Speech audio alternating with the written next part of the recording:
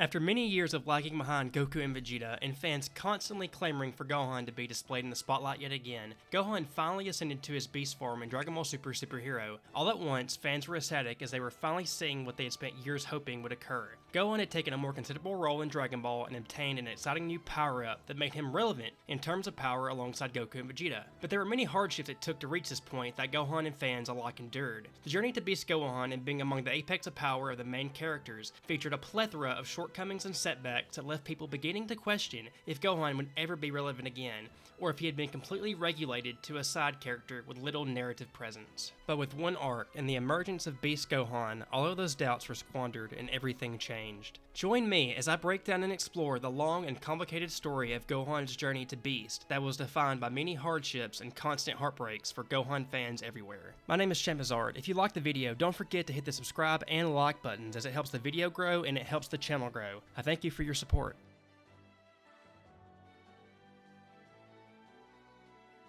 Gohan's up and downs in terms of his power and training extend further back than just Dragon Ball Super. Gohan's emergence as a major force among the main cast truly happened in the Cell games. We had seen hints of his power on several occasions before this, but it ultimately culminated with him becoming the first to achieve Super Saiyan 2, even before Goku and Vegeta. This is the point in the series that many would say made them Gohan fans, as a great number of people listed among their favorite Dragon Ball moments, whether it be Gohan's rage erupting and ascending to Super Saiyan 2, or him obliterating Cell with the father-son Kamehameha. But even though that was debatably Gohan's pinnacle as a character and established him as the strongest individual in the series at the time, they also marked the beginning of what would become an abundance of moments which see him rise and fall in power due to several factors. The main culprit of Gohan's decline in power was his lack of ambition when it came to training. Gohan becoming Super Saiyan 2 and training for years leading up to that was mainly out of necessity, not out of an outright desire, which became more evident as he got older. This was apparent because once peace was achieved and Cell was defeated, Gohan halted his training and began to live a more normal and peaceful life. It's been long established that Gohan is unlike Goku and Vegeta, who train out of their love for battle and growing stronger.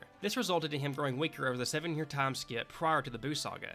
We see how this has left Gohan, as Vegeta remarks he may be weaker than he was versus Cell as he struggled to fight Dabura. Gohan would then reach a new level of power through the Elder Kai's ritual, which resulted in what we now know as Ultimate Gohan. But this pattern of Gohan growing stronger only to quit training and relinquish his strength, resulting in him having to start over again, would be a common theme also in Dragon Ball Super. A theme that became such a prominent character trait, it ultimately resulted in what many deemed to be their least favorite Gohan moment, to the point that they feel it greatly disrespected his character at the time.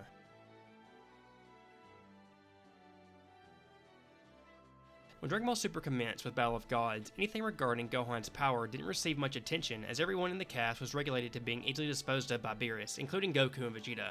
This was to establish that Beerus was far and away more powerful than everyone else. Gohan's main role in this arc was the announcement of Adele's pregnancy and his role in the Super Saiyan God ritual, so Gohan's power wasn't easy to gauge at this point in the series. But things took a drastic turn in Resurrection F, as Gohan's neglectful habit towards training became a focal point of his role in the movie, and great lengths were taken to display this. Gohan and the others were tasked with holding off Frieza's forces until Goku and Vegeta arrived. But from the moment Gohan's role in the movie commences, we can see what they are getting at regarding his role. Toriyama and the team even went beyond just acknowledging his fallen power and neglect of training via dialogue. Even his design for the movie conveyed a sense of that. Gohan normally wears a fighting gi, but in this arc he has seemingly misplaced it, further conveying how easily he's been taking things.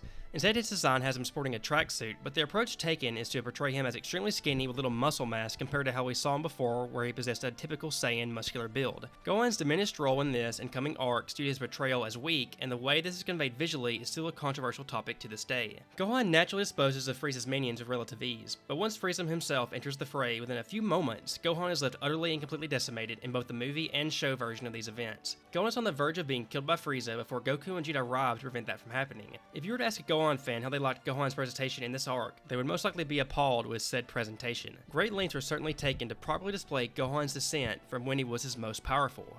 From him acknowledging his lack of training, not giving up with his gi, and the visual aspect of things, with him becoming extremely skinny compared to his muscular designs of the past, and wearing a tracksuit, all played a prominent role in what many would consider to be Gohan's lowest point of Dragon Ball Super. To further elaborate the visual presentation, even as he's on the verge of death against Frieza, he's designed with an exaggerated and broken look to properly convey how completely Frieza has defeated him. And without Goku and Vegeta, he'd be hopeless and most certainly would have died.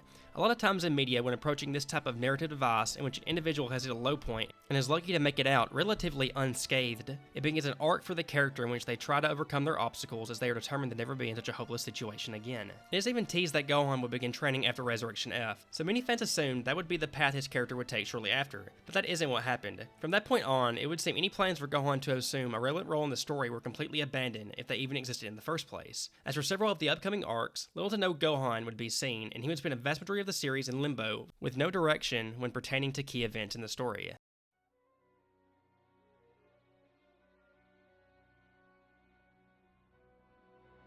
In the Dragon Ball Super anime, it was shortly teased following Resurrection F that Gohan would begin training with Piccolo again, but it was seen this plotline was quickly abandoned. Shortly after that arc, the Universe 6 arc began, which ended up not featuring Gohan due to him being too busy with meetings at work to make the tournament. This is seen in the Dragon Ball Super anime when Goku and Vegeta find Piccolo and Gohan training. Gohan says that Piccolo has been training him from the ground up, and that Gohan says that he's learned that he has to be strong to protect the ones he's loved. So Gohan was very temporarily teased to be in the Universe 6 tournament before a reason was included to write him out of it.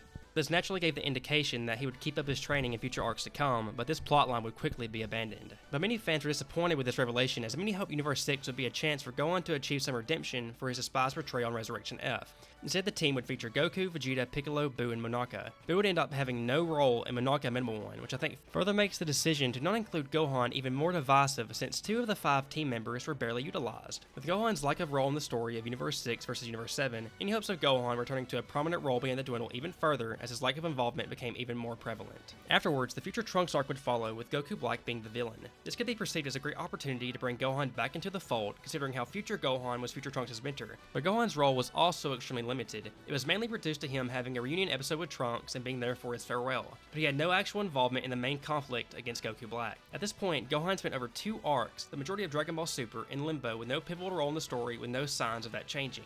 His last relevant role in the story was his decimation versus Frieza, and that was still fresh in the minds of many. But when hope was at its lowest, and many believed that Gohan was firmly out of any pivotal roles in the future, the Universal Survival arc would come to change that with a Tournament of Power. Due to the 10-man requirement for Universe 7, recruiting Gohan back into the fold was a no-brainer, and before long we saw him training with Piccolo and even engaging lots of Super Saiyan Blue Goku in battle. For the first time in 3 arcs, Gohan had returned to having at least a somewhat relevant role in the battles to come.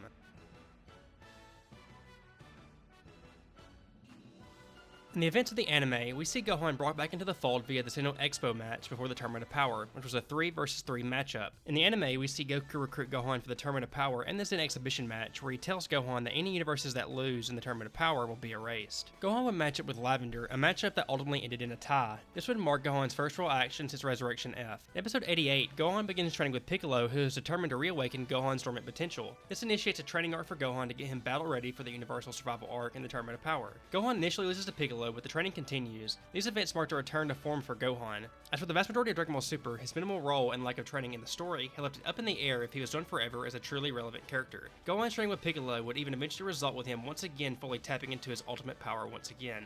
This culminates with him matching up in a one-on-one with Goku, who uses Super Saiyan Blue Kaioken to defeat Gohan. I'm not inclined to say that Gohan was suddenly on the same level as Goku here due to Super's absurd power scaling. I see it as more of Goku showing off his most powerful forms to see how much he could fully push Gohan, similar to what he did with Krillin in Super Saiyan Blue a few episodes earlier. Gohan's role in the Tournament of Power would differ in the anime and manga, but it did feature him being involved much more than he had in the entirety of the series. He once again had moments to shine and a role to play, which fans of the character had been clamoring for. He wasn't the one leading the charge such as Goku like many hoped for, but it was definitely better than the irrelevancy he had found himself in for so long. Even if Gohan wasn't the strongest or the epicenter of the arc, I would argue that it's still much better than the non-existent role we had grown accustomed to him having. Hey, real fast, if you're enjoying the video, don't forget to leave a like, comment, and subscribe to help the video grow and the channel grow. In the anime, we witnessed Gohan's road in the Tournament of Power culminate with him aligning himself with Frieza, which resulted in Gohan eliminating both himself and Dispo from the tournament.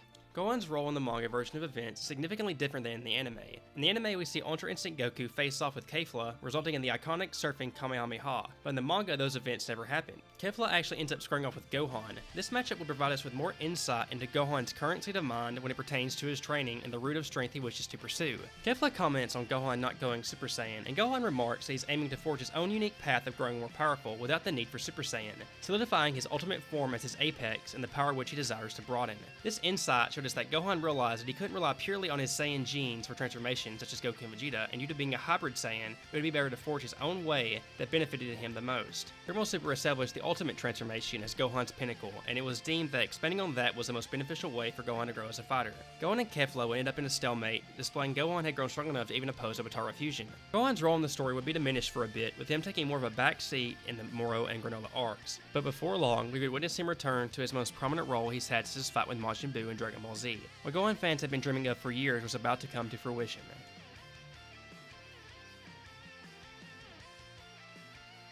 Finally, after years of taking a back seat, Gohan was the focal point of his own arc once again, an arc that put Goku and Vegeta in the backseat for the first time in a long time. Dragon Ball Super Superhero marked a highly significant turning point for the character. It featured Gohan having to push beyond his limits to obtain a new power to protect his friends and family against a new deadly foe. Superhero was by far the most we've seen from Gohan in a long time. Him and Piccolo were made the epicenter of the movie as the main protagonist, and Goku and Vegeta were written to be unavailable for the fight to come. The arc goes beyond Gohan just getting a rage boost in an emotional moment. There's discrepancies with Gohan in this arc versus earlier points in Dragon Ball Super. We see Piccolo berate Gohan for once again lacking in his training, implying that Gohan has seemingly once again fallen out of keeping up with his training for about the third time in the series. Though these inconsistencies with Gohan training on and off in Dragon Ball Super could just be due to differences in the anime and manga. The rehash character arc in Super is one that's been picked up and dropped several times, which creates several inconsistencies in the storytelling. We see this in the anime after Resurrection F and in the Tournament of Power for both, where he decides to start training again only to eventually fall behind on it, creating this redundant cycle of Gohan having character regression in terms of his training. We see this apparent when he says to Piccolo,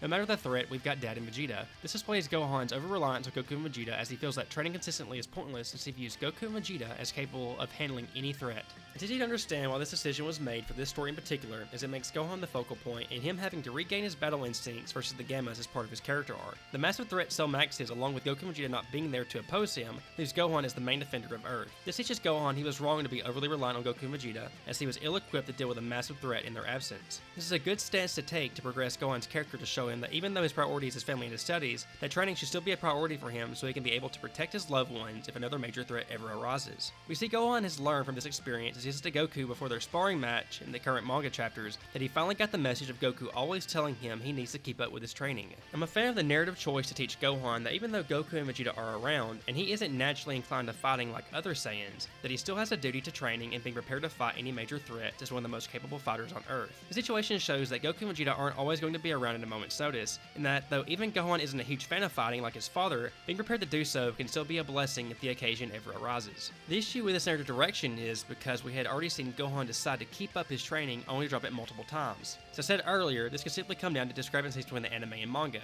but it's still an issue seeing Gohan having fallen back into slacking off even after the Moro crisis.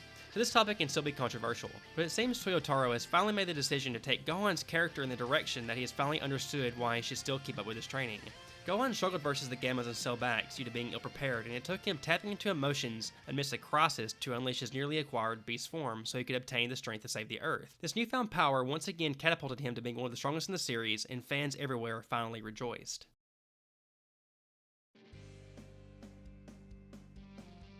Not a ton is known about the nature of Gohan's beast transformation, whether it's an extension of his ultimate form or a hybrid between it and Super Saiyan. It's hotly debated and we still lack definitive information on it, but it's most definitely been polarizing due to its design with the outrageously large hair. Some even consider it an ass-pull with how Gohan was able to achieve it with his lack of training. But regardless of any controversy, Gohan has had a plethora of ups and downs in Dragon Ball Super. Seeing him completely decimated versus Frieza, which gave Gohan fans nightmares for years, to once again ascending to a new realm of strength with Beast, shows just how far Gohan has come. Gohan's lack of roles in fighting in the story has long been debated. It's always boiled down to knowing that Gohan isn't a fighter by nature.